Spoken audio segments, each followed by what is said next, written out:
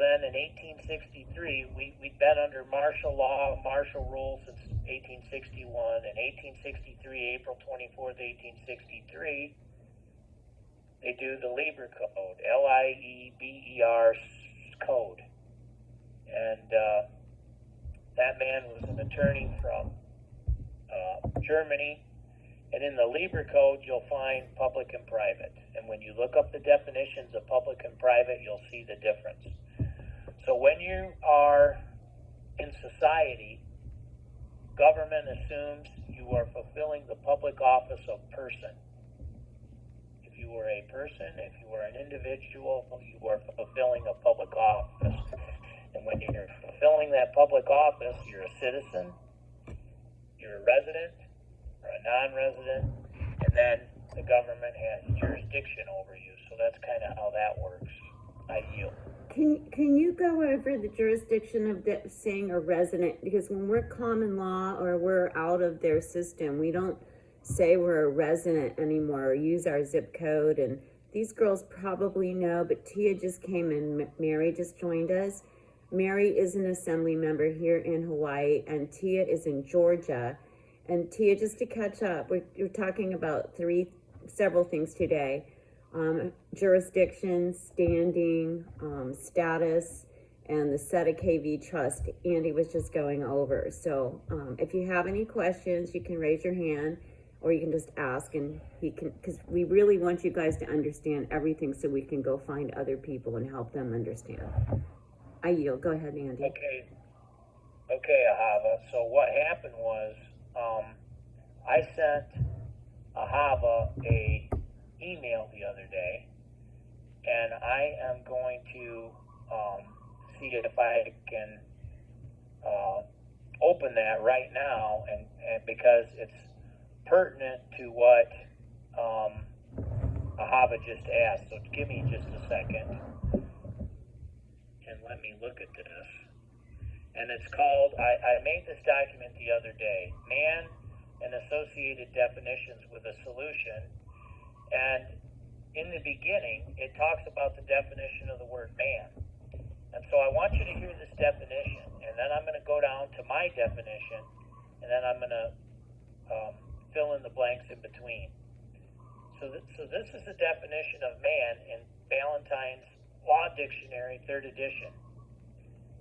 This is a convoluted definition because corrupted men use this to control people.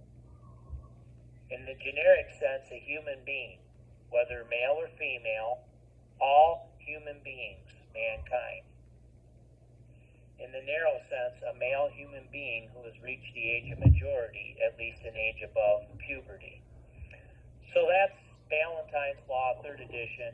There's a better definition in 1828 Webster's and Samuel Johnson's 1755, but those definitions are no good, and I'll tell you why.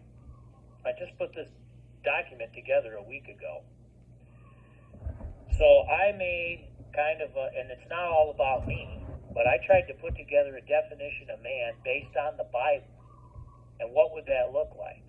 So this is kind of what I put together, based on a biblical, no hidden agenda, and no desire to control others approach. Here's the definition I put together. Man, brought into being by the Creator's wish to glorify Him, via the frequency of His voice, with the dust of the earth, and imbued with the body, soul, spirit, and mind, in the Creator's image and likeness, granted with dominion over the air, land, and sea, to rule over the birds, animals, and sea creatures. So, do you see the difference? If you try, what would happen if we came together as an assembly, God-fearing people, with no hidden agenda, and tried to use God's way to do what He wanted us to do? Do you see the difference? So, in this document, after the word man, I had the word human, and then human being, and then person, and I laid it out, and then I found, a corporation is deemed a person, individually, corporation, because all those are associated with our definition that's wrong of man and person. Well, guess what? A human being is, in Valentine's Law, 3rd edition, a monster. A plant or here's the definition of monster in Valentine's 3rd. A plant or creature terribly deformed. A human being by birth, but in some part resembling a lower animal. Go ahead, Ahava. I mean, it's an abomination what they turned us into without our consent, without our knowledge. They are the epitome of they came to kill, steal, and destroy what God created. Yes. And the only ones that are going to stop them, you guys, is us. I yield. Yeah, so, quote, a monster hath no inheritable blood and cannot be heir to any land. Get that? A human being cannot be heir to any land.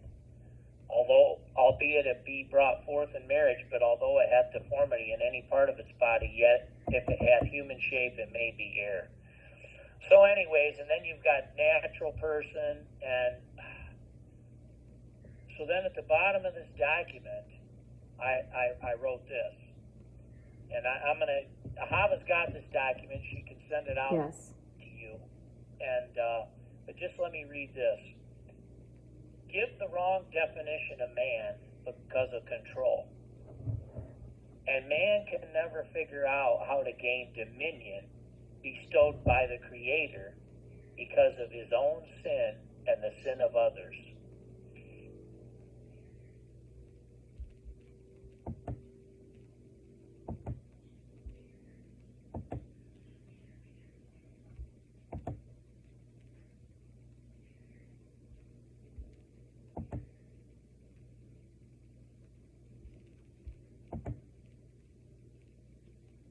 The most secret knowledge. This is from wealthforfreedom.com. The most secret knowledge, a science which outdates history, is the science of control over people, governments, and civilizations. The foundation of this ultimate discipline is the control of wealth. Through the control of wealth comes the control of public information and the necessities of life. Through the control of news media comes thought control. Through the control of basic necessities comes direct physical control of people. Do you see what we're dealing with, folks? I mean, this is what we're dealing with. We live in a dangerous world, but since we've been given dominion, since we are ambassadors for Christ, since Christ has given us all authority to tread on the enemy and serpents, since we are his emissaries, since we are priests and kings, since we are princes and princesses, according to the Word of God, maybe if we learn who we are and whose we are, we can ask the question, who, what, where, when, why, and how, and step into the calling that the Lord has for us. Just a thought. Hallelujah. I'm in a total 100% agreement, Andy. I think you